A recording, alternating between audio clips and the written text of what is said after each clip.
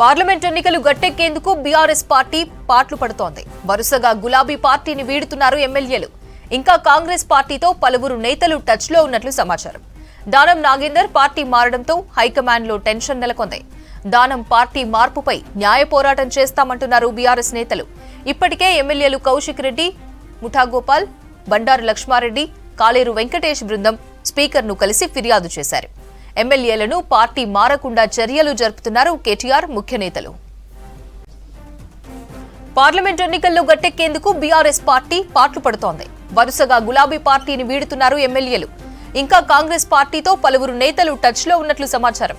Danam Nagender party మారడంతో high command లో tension నెలకొంది. దానం పార్టీ మార్పుపై న్యాయ పోరాటం చేస్తామంటున్నారు బీఆర్ఎస్ నేతలు. ఇప్పటికే ఎమ్మెల్యేలు కౌశిక్ రెడ్డి, ముఠా గోపాల్, బండారు లక్ష్మారెడ్డి, కాలేరు వెంకటేష్ బృందం స్పీకర్ ను కలిసి ఫిర్యాదు చేశారు. ఎమ్మెల్యేలను పార్టీ మారకుండా చర్యలు జరుపుతున్నారు కేటీఆర్ ముఖ్య నేతలు. మరిన్ని వివరాలు తెలంగాణ భవన్ నుంచి షరీఫ్ లైవ్ లో అందిస్తారు. షరీఫ్, జంపింగ్స్ పై బీఆర్ఎస్ వర్గాలు ఏమంటున్నాయి?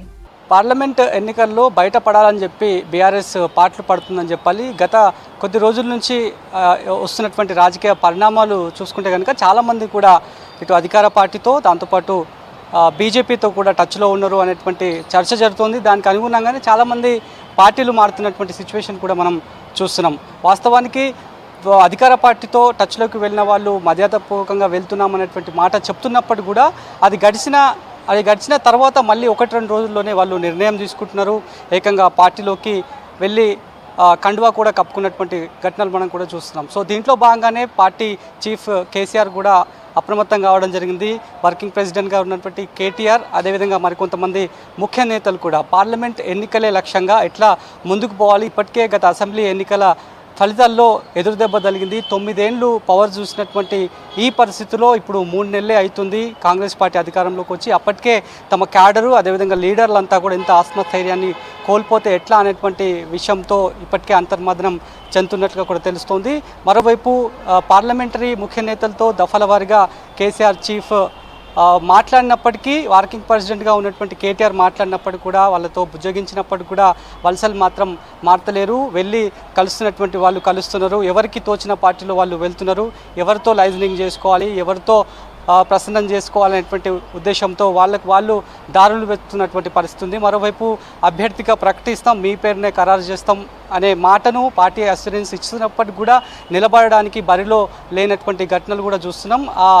దానికి సంబంధించినటువంటి వార్తలు కూడా చూస్తున్నాం. అయితే ఈ మధ్య టచ్లోకి వెళ్ళిన వాళ్ళని ఒకసారి మనం చూసుకుంటే కనుక చాలామంది కూడా టచ్లోకి వెళ్ళడం జరిగింది. ఉమ్మడి మెదక్కి సంబంధించి ప్రధానంగా ఏవైతే చాలామంది ఉమ్మడి మెదక్కి సంబంధించి ప్రధానంగా 5 నియోజకవర్గాలకు సంబంధించినటువంటి వాళ్ళు కూడా మర్యాదపూర్వకంగా కలిసామనేటువంటి మాటను చెప్తున్నప్పటికీ కూడా మరికొంతమంది ఆల్రెడీ పార్టీలో చేరిపోతారు, కాంగ్రెస్లోనే చేరిపోతారు అనేటువంటి ఊహాగానాలు వస్తున్నటువంటి క్రమంలో మరోవైపు ఇప్పటికే షెడ్యూల్ ఖరారైపోయింది. మరి ఎట్లా ముందుకు వెళ్ళాలి, బీఆర్ఎస్ పార్టీ లోక్సభ ఎన్నికల్లో ఎట్లా గెలుపొందాలి, సాధ్యాసాధ్యాలు ఏమున్నాయనేటువంటి విషయాలపైన మాత్రం పార్టీలో ఒక ఇంటర్నల్ డిస్కషన్ అయితే అవుతోంది. ఇప్పటికే 2 సభలను పార్టీ చీఫ్గా కేసీఆర్ పెట్టిర్రు. ఒకటి నల్గొండలో నదీ జలాల సంరక్షణ అంశాన్ని ఎత్తుకోవడం జరిగింది. ఆ తర్వాత మళ్ళీ కరీంనగర్లో ఆల్రెడీ శంకరావన్ని పూరించారు. కదనబేరి పెట్టి అక్కడ బహిరంగ సభను ఏర్పాటు చేశారు. అయినప్పటికీ కూడా మళ్ళీ నెక్స్ట్ ఎట్లా పోవాలి, జనాల్లోకి ఎట్లా పోవాలి, లోక్సభ ఎన్నికల్లో ఎట్లా ఓట్లను షేర్ చేసుకోవాలనేటువంటి విషయం పైన కూడా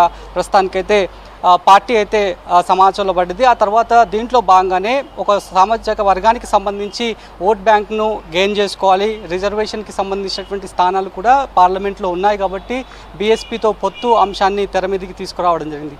ఆ పొత్తు అంశం కూడా మధ్యలోనే మధ్యలోనే చీలిపోయింది. కేవలం ఆర్ఎస్పీ మాత్రమే పార్టీలోకి వస్తున్నటువంటి చర్చ జరిగింది. కొద్దిసేపటి క్రితమే బీఆర్ఎస్ పార్టీ భవన్లో కూడా ఆయన మీడియాతో కూడా మాట్లాడడం జరిగింది. మరి కాసేపట్లోనే ఫామ్ హౌస్లో ఆయన కేసీఆర్ సమక్షంలో పార్టీలో చేరతాననేటువంటి విషయాన్ని కూడా మీడియాకి లీక్ ఇచ్చి ఇక్కడ నుంచి మాజీ ఐపీఎస్ ఆర్ఎస్ ప్రవీణ్ కుమార్ కూడా వెళ్ళడం జరిగింది.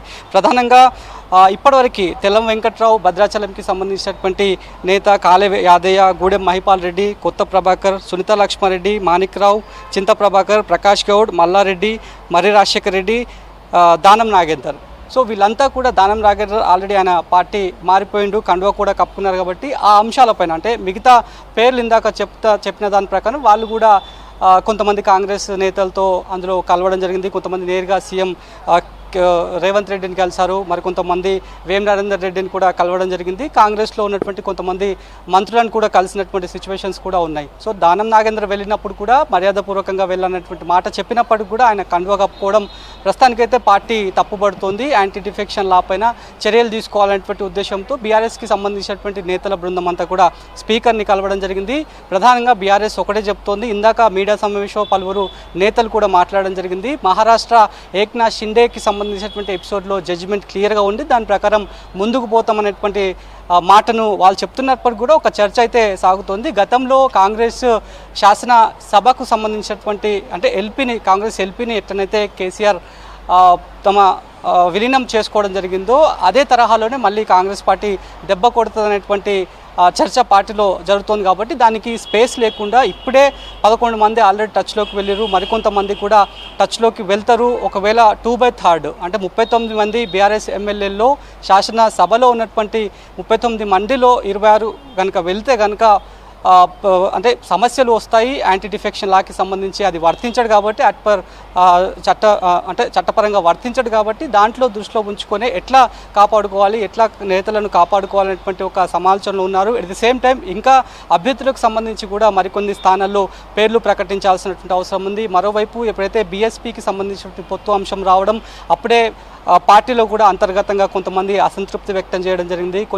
కొందరు ఆల్రెడీ సిర్పూర్ కాగజ్ నగర్కి సంబంధించినటువంటి చాలా రోజుల నుంచి పార్టీకి సేవ చేసినటువంటి కోనేరు కోనప్ప కూడా కేవలం బీఎస్పీ పొత్తు అంశాన్ని ఆయన జీర్ణించుకోలేక పార్టీని మారినటువంటి ఘటనలు కూడా మనం చూసినాం. ఆ తర్వాత అంశం తెలుసుకున్నటువంటి ఆ పార్లమెంట్ నియోజకానికి సంబంధించినటువంటి ముఖ్య నేతల్లో కూడా కొంత అసంతృప్తి ఉంది. కాబట్టి మరి ఈ ఓవరాల్ సినారియోలో ఎట్లా పార్లమెంట్ ఎన్నికల్లో ముందుకు పోవాలి, ఆ తర్వాత ఇప్పుడు హైదరాబాద్ ఉంది, సికింద్రాబాద్ ఉంది, భువనగిరి, నల్గొండ, మెదక్కి సంబంధించినటువంటి పేర్లు కూడా ప్రకటించాల్సినటువంటి ఒక ఛాలెంజ్ పార్టీ ముందుంది. ఆ తర్వాత పార్లమెంట్ ఎన్నికల్లో ఓట్లను ఎట్లా గెలుచుకోవాలనేటువంటి ఒక 2 టార్గెట్లు అయితే ఉన్నాయి. సార్ మరి ఎట్లా ముందుకు పోతుంది, ఎట్లా గెలుస్తుంది అనేటువంటి చర్చనైతే పార్టీలో జరుగుతుంది.